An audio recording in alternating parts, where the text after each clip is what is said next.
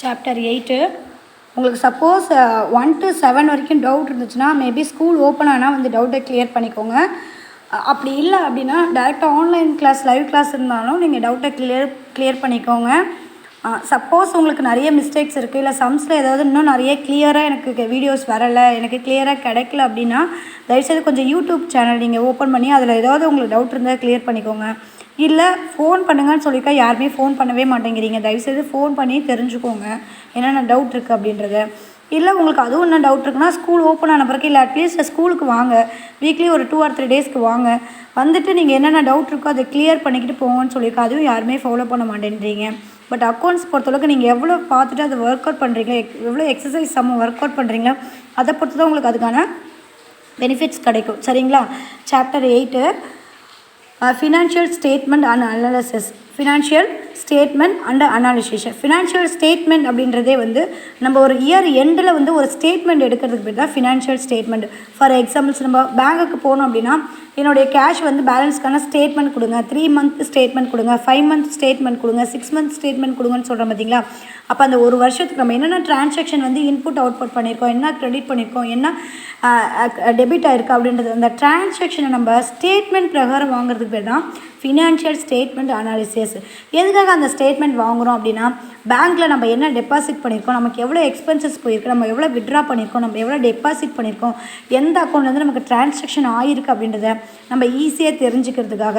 இல்லை அந்த ஸ்டேட்மெண்ட் வச்சு சப்போஸ் ஒரு லோன் வாங்குறதுக்கோ இல்லை சம்திங் வேறு ஏதாவது நம்ம வாங்கணும் அப்படின்னா அந்த ஸ்டேட்மெண்ட்டை வச்சு தான் நம்ம அந்த வருஷத்துக்கான அனாலிசிஸ் பண்ண முடியும். அதுக்காக தான் அந்த ஃபினான்ஷியல் ஸ்டேட்மெண்ட்டை நம்ம எடுக்கிறோம்.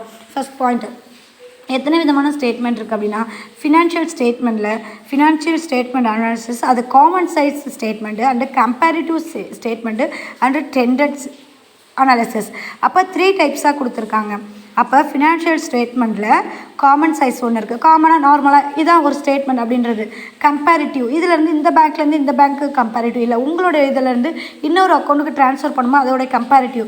ட்ரெண்டட் அனாலிசிஸ் அப்படின்றது வந்து நம்ம இப்போ உள்ளதுக்கு என்னென்னா இப்போ நமக்கு எவ்வளோ தெரிஞ்சிருக்கும், அட்வான்ஸ்டாக எவ்வளோ இருக்குது, நம்ம இதுக்கு முன்னாடி எப்படி இருந்தது அப்படின்றத நம்ம 1 by 1 தெரிஞ்சுக்கிறது தான் அதோடைய ஸ்டேட்மெண்ட்டு. ரொம்ப ஈஸியான ஒரு சாப்டரு. இதை வந்து எப்படி சொல்கிறது, ரொம்ப கம்மியாக மார்க் எடுக்கிறவங்க இந்த சாப்டர்ஸை நீங்கள் கொஞ்சம் தரவு பண்ணிங்கன்னா ரொம்ப ஹெல்ப்ஃபுல்லாக இருக்கும். கம்பல்சரி இது போர்டு எக்ஸாமில் மினிமமாகவே 15 மார்க்ஸ்க்கு உங்களுக்கு 5 மார்க்ஸே இதுலேருந்து வந்துடும். கொஞ்சம் கேர்ஃபுல்லாக வீடியோவை பாருங்கள். சரிங்களா? இப்போ நான் ஃபஸ்ட்டு கிளாஸில் உங்களுக்கு வெறும் தேரிஸ் மட்டும் எடுக்கிறேன். நெக்ஸ்ட் கிளாஸ்லேருந்து உங்களுக்கு நான் சம்ஸ்க்கு போயிடுறேன். சரிங்களா? For introductions, business concern prepare for the income statement. Income statement அப்படின்றது எனக்கு ஃபார் எக்ஸாம்பிள்ஸ் நம்ம ஒரு கரண்ட் அக்கௌண்ட் ஓப்பன் பண்ணியிருக்கோம் அப்படின்னா நம்ம எவ்வளோ டெய்லி இன்கம் அதில் போட்டுட்ருக்கோம் அப்படின்றது நமக்கு ஒரு குத்துமதிப்பாக சொல்ல தெரியாது இல்லையா. அப்போ நான் பேங்க்கில் எவ்வளோ டெபாசிட் பண்ணியிருக்கேன், நம்ம எவ்வளோ எடுத்திருக்கோம், விட்ரா பண்ணியிருக்கோம் அப்படின்றத நமக்கு எக்ஸாக்டாக காமிக்கிறது தான் அந்த ஸ்டேட்மெண்ட்டோடைய ஒர்த்து. அப்போ income statement and balance sheet. ஏன் பேலன்ஸ் ஷீட் நம்ம கொண்டு வரோம் அப்படின்னா இதில் ஏதாவது இன்கம் அண்ட் எக்ஸ்பென்சஸ் நம்ம எவ்வளோ இன்கம் போட்டிருக்கோம், நம்ம எவ்வளோ எக்ஸ்பென்சஸ் எடுத்திருக்கோம், மீதி பேலன்ஸு எங்கிட்ட எவ்வளோ இருக்குது, அப்போ ஈக்குவல் ஆகியிருக்கா ரெண்டுத்துக்குமே அப்படின்றத வெரிஃபை பண்ணுறதுக்கு தான் நம்ம பேலன்ஸ் ஷீட்டை யூஸ் பண்ணுறோம். சரிங்களா? அதான் business concern prepare for the income statement and balance sheet at the end of accounting period.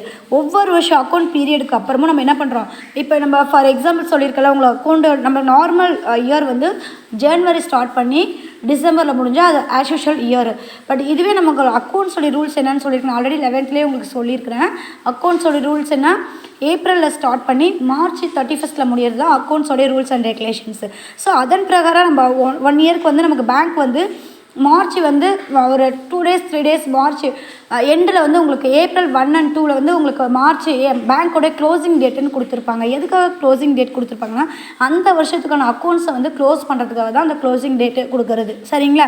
But இதெல்லாம் நீங்கள் ஜென்ரலாக தெரிஞ்சுக்கிற ஒரு விஷயம். அதில் தான் பேங்க் க்ளோசிங் டேட் ஃபார் இன்றைக்கி ஒர்க்கிங் டே கிடையாது, இந்த 2 daysக்கு லீவு அப்படின்றது வந்து அந்த 1 இயர்க்கான ஸ்டேட்மெண்ட் ப்ரிப்பேர் பண்ணுறது தான் அது அவங்களுடைய ஒர்க்கு. இதுதான் நம்ம ஸ்டேட்மெண்ட் ஆஃப் ஃபினான்ஷியல் ஸ்டேட்மெண்ட்னு சொல்லியிருக்கோம். சரிங்களா?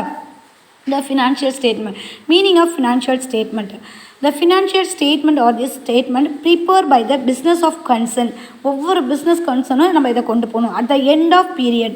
அந்த எண்ட் ஆஃப் பீரியட்னா இப்போ நம்ம எப்போ பிஸ்னஸ் ஸ்டார்ட் பண்ணியிருக்கோம் அதுலேருந்து அந்த ஒரு வருஷத்துக்கு அப்புறம் நம்ம எவ்வளோ இன்கம் போட்டிருக்கோம், எவ்வளோ எக்ஸ்பென்சஸ் ஆகிருக்கு, மீதி பேலன்ஸ் நம்மக்கிட்ட எவ்வளோ இருக்குது, அப்போ ப்ராஃபிட்டில் இருக்கா லாஸில் இருக்கா அப்படின்றத அந்த அக்கௌண்டிங் பீரியட் எண்டில் வந்து நம்ம அந்த டேக்ஸை கட்டிட்டு மீதி உள்ள பேலன்ஸ் எங்கிட்ட எவ்வளோ இருக்குன்றதை வெரிஃபை பண்ணால் தான் அந்த ப்ராஃபிட்டாக லாஸில் இருக்கின்றதை நம்ம கன்சர்ன் பண்ணி அடுத்த நெக்ஸ்ட்டு அகாடமி இயருக்கு அதை நம்ம கொண்டு போக முடியும். சரிங்களா?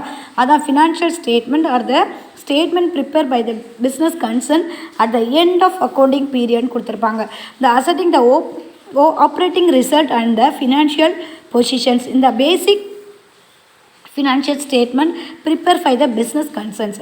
ஒவ்வொரு பிஸ்னஸ் கன்சர்ன்ஸும் இதை ஃபாலோ பண்ணிக்கணும். அந்த income and statement and balance sheets for the income statement including manufacturing account and the trading and the profit and loss account, then one balance sheet show this result of business activity during this accounting period. Balance sheet is the statement of assets and liabilities which is show these financials positions. அப்போ asset எவ்வளோ இருக்குது, நமக்கு liability எவ்வளோன்றதை equal பண்ணி நம்மளுடைய business என்னன்றதை நம்ம consider பண்ணிக்கிறது. The part of two basic statements business concerns is the main we also prefer for the cash flow statement and fund flow statements. 2 டைப்ஸாக பிரிக்கிறோம். ஃபர்ஸ்ட் ஒன் என்னது cash flow statements, second one என்னது fund flow statements. இந்த 2 ஃபார்மேட்ஸை நம்ம கொண்டு வரோம். இந்த changes of this financial position இந்த 2 வச்சு தான் அந்த ஃபினான்ஷியல் பொசிஷன் சேஞ்சஸ் என்னன்றதை நம்ம ஈஸியாக கன்வெர்ட் பண்ண முடியும். சரிங்களா? இதுதான் பேசிக் கான்செப்ட்.